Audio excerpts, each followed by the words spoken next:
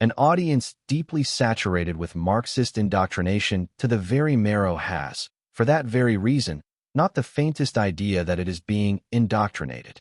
The first stage of indoctrination is purely cultural and diffuse. It does not aim to instill in the subject any explicit political conviction, but rather to shape their worldview along the basic lines of Marxist philosophy, without naming it as such, of course, and to present it as though it were simply knowledge in the abstract. With the exception of a very small number of intellectuals who have critically studied the communist movement, and of those so impoverished as to have received no education at all, few Brazilian citizens have escaped being captured by this worldview, even if only by failing to recognize it as a worldview, rather than the world itself. In particular, the Marxist interpretation of history based on economically defined social classes, which serves as the groundwork for more active forms of indoctrination, has already been so thoroughly assimilated into the mental frameworks of the media and the educated public that no one seems aware it is merely one theory among others. Everyone takes it as if it were a direct reflection of lived reality.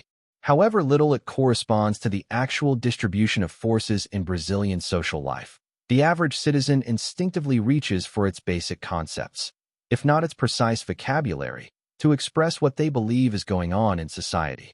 Thus, for example, the state bureaucracy, rather than being viewed as an autonomous force, a trait characteristic of Brazilian society, and despite the fact that it recruits most of the country's leftist militants, has become invisible enough that the effects of its actions are attributed to the ruling class, understood in the crude sense of the rich or the capitalists. The middle class, which encompasses 46% of our population and includes virtually all politically active individuals, especially on the left, has no awareness of itself as a distinct entity. Each of its members spontaneously divides society into the rich and the poor, taking party rhetoric as if it were a faithful translation of sociological reality and placing themselves among the poor, without realizing that the actual poor view them as rich and in fact envy and hate them more than they do any banker.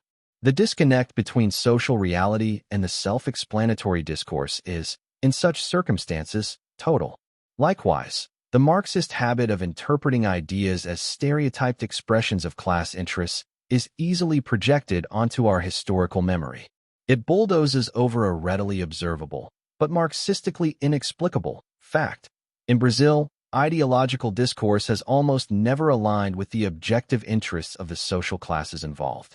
In public education, textbooks, and so-called educational television programs, the Marxist reduction of cultural achievements to mere superstructures of class interest is now so deeply woven into everyday vocabulary that anyone trying to offer a different account of history can hardly even find a starting point, and risks sounding ridiculous when confronting the prevailing common sense, in the Gramscian sense of the term. Quite understandably, though no less ironically, the more one's intellectual horizon is confined to the canons of Marxist Vulgate, the more violently one reacts to any suggestion that Marxist propaganda exists in Brazil, let alone the idea that communists hold any real power here. To be invisible, as René Guénon once noted, is of the very essence of power. A second phase of indoctrination adds to the class stereotype the moral and emotional values needed to elicit approval or disapproval according to whether a given discourse seems to align with the class interests of the virtuous poor or the evil rich, regardless of any actual connection. For instance, discourse in favor of free enterprise, although it objectively supports the vast poor population that depends on the informal economy, is rejected as a defense of elite and multinational interests. Meanwhile, statist rhetoric, which scarcely touches the true interests of the rich and in fact empowers the omnipotent bureaucracy that impoverishes the nation through an extortionate tax burden, is readily embraced as expressing the excluded. Alienation thus gives way to hallucination, and not coincidentally, the anxiety produced by a vague intuition of madness is then exploited to stoke further hatred toward the stereotyped image of the ruling class, blamed for every ill and personified in individuals and groups that are, in fact, not dominant at all and function merely as scapegoats, such as the military, for example. So thoroughly do conventional symbols override factual perception that an event like the World Social Forum in Porto Alegre is passively accepted at face value as an anti-globalist demonstration, despite the support it receives from the UN, the very heart of the New World Order, and from the global NGO network that serves as the UN's circulatory system, just as veins and arteries serve the heart. P.S. I have better uses for this weekly column than wasting it rebutting the latest defamatory outburst from Ms. Cecilia Coimbra, O Globo, January 20th. However, unwilling as I am to strike a pose of lofty silence, I've posted a reply to her and her comrades on my website, where I show how, in her furious ineptitude, she ends up proving what she intended to deny and denying what she hoped to prove.